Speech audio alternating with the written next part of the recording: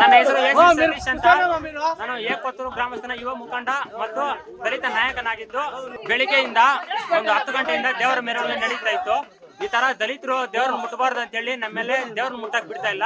ಇವಾಗ ಬಂದು ನಾವಾದ್ರೂ ಹೊಡ್ತೀವಿ ಅಂತ ಹೇಳಿ ಕೇಳಿದ್ದಕ್ಕೆ ನೀವು ಹೊರಬಾರ್ದು ಅಂತ ಹೇಳಿ ಅವ್ರು ಹೊರಟಿದ್ದಾರೆ ದೇವ್ರನ್ನ ಬೀದಿಯಲ್ಲಿ ಬಿಟ್ಬಿಟ್ಟು. ಇದಕ್ಕೆ ನ್ಯಾಯ ನೀವೇ ಕೊಡಿಸ್ಬೇಕು. ಜೈ ಭೀಮ್. ಕೇಳಿ ಸರ್, ಮಾಡ್ಲಿಕ್ಕೆ ಒಂದು ಚೂರು ಅನುಕೂಲ ಇಲ್ಲ ಸರ್ ಅವರಿಗೆ. ವರ್ಷದಿಂದ ಅವ್ರಾಗಿ ಏನು ₹1 ಕೊಡಲ್ಲ, ಏನು ಸಮಸ್ಯೆ ಏನು ಇಲ್ಲ.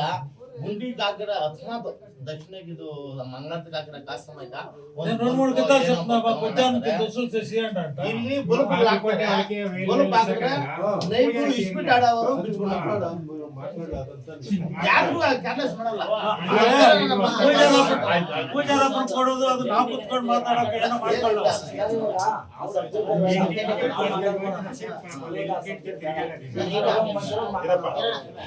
ಈಗ ಒಂಟಾಗಿ ಮಾಡ್ಕೊಂಡು ಹೋಗೋಣ. ದೇವ್ರನ್ನ ಈಗ ಏನ್ ಮಾತಾಡಿದೀವೋ ಅದನ್ನ ಮುಂದುವರ್ಸ್ಕೊಂಡು ಹೋಗ್ಬೇಕು ಅಷ್ಟೇ. ಅದು ಒಳ್ಳೆ ಈಗ ಹಳೆ ಮಾತು ಏನೇ ಮಾತಾಡ ಬರಲ್ಲ, ಮುಂದೆ ಏನಾಗ್ಬೇಕು ಅದನ್ನ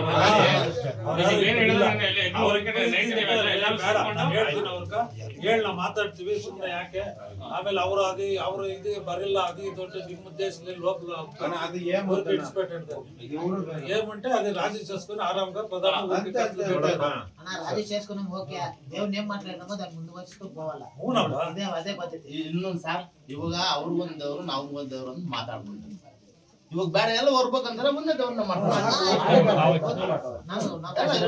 ಸುಮ್ಮನೆ ಅವ್ರಿಗೊಂದು ನಮ್ಗೊಂದು ಡಿಸೈಡ್ ಮಾಡಿದ್ರೆ ಇವ್ರು ಬೇಡ ಅಂದ್ರೆ ಎಲ್ಲ ಒಂದೇ ದೇವ್ರು ಎಲ್ಲ ಖುಷಿಯಾಗಿರೋದು.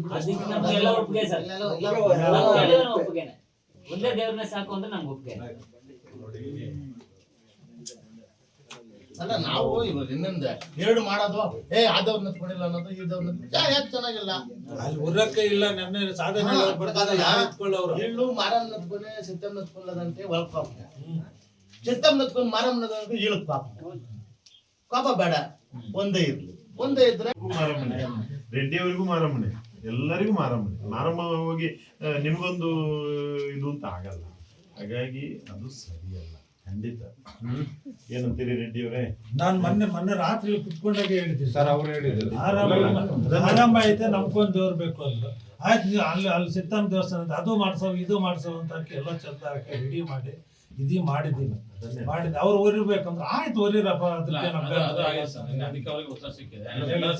ಎಲ್ಲ ಕೆಲವು ಹುಡುಗರು ಗೊತ್ತಿಲ್ಲ, ಇವ ಇಲ್ಲಿಂದ ಈಚೆ ಅವ್ರಿಗೆ ಮನವರಿಕೆ ಮಾಡಿ ಸರಿ ಮಾಡ್ಕೊಂಡು ಹೋಗವ. ಸುಮ್ಮನೆ ಬೆಳೆಸ್ಕೊಂಡು ಹೋಗೋದು ಬೇಡ. ಖಂಡಿತ ಯಾವ ದೇವರನ್ನು ಕೂಡ ಯಾರು ಹೊರಕ್ಕಾಗಲ್ಲ. ಈಗ ಅದು ಉತ್ಸವ ಮೂರ್ತಿ, ಗರ್ಭಗುಡಿ ದೇವರು ಬೇರೆ. ಗರ್ಭಗುಡಿಯವರೆಗೆ ಇವನು ನಾವು ನೀವು ಯಾರು ಹೋಗಕ್ಕಾಗಲ್ಲ. ಗರ್ಭಗುಡಿಗೆ ಗರ್ಭಗುಡಿಗೆ ಯಾರು ಹೋಗಕ್ಕಾಗಲ್ಲ. ಏನು ಪೂಜಾರಿ ಯಾರಿದ್ದಾರೆ, ಪೂಜಾರು ಮಾತ್ರ ಗರ್ಭಗುಡಿಗೆ ಹೋಗಬೇಕು. ನೀವು ಯಾವುದೇ ದೇವಸ್ಥಾನಕ್ಕೆ ಹೋಗಿ, ಈಗ ತಿರುಪತಿಗೆನೆ ಹೋಗಿ, ನಿಮ್ಮಂತ ದೇವರು ಗರ್ಭಗುಡಿಯವರೆಗೆ ಯಾರು ಹೋಗಕ್ಕಾಗಲ್ಲ.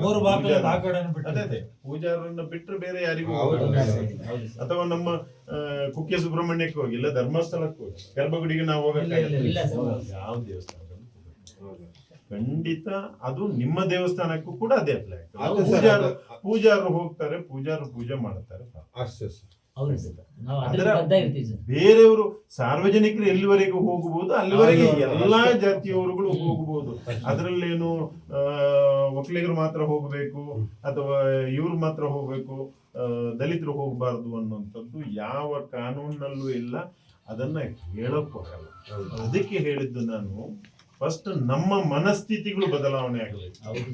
ನಾವು ಫಸ್ಟ್ ಮನುಷ್ಯರು, ನಾವು ಮನುಷ್ಯರು ಅನ್ನೋದನ್ನ ಅರ್ಥ ಮಾಡ್ಕೋಬೇಕು. ಎಲ್ಲರೂ ಈಗ ಬಡತನ ಎಲ್ಲರಲ್ಲೂ ಇರ್ತದೆ, ಶ್ರೀಮಂತಿಗೆನೂ ಎಲ್ಲರಲ್ಲೂ ಇರ್ತದೆ. ಹಾಗಾಗಿ ಖಂಡಿತ ಇದು ಏನು ಅವರು ಮುಟ್ಟಬಾರದು. ಈಗ ಬೇರೆ ಜಾತಿಯವರು ಮುಟ್ಟಬಹುದು ಅಂದ್ರೆ ದಲಿತರು ಕೂಡ ಅದನ್ನು ಮುಟ್ಟಬಹುದು.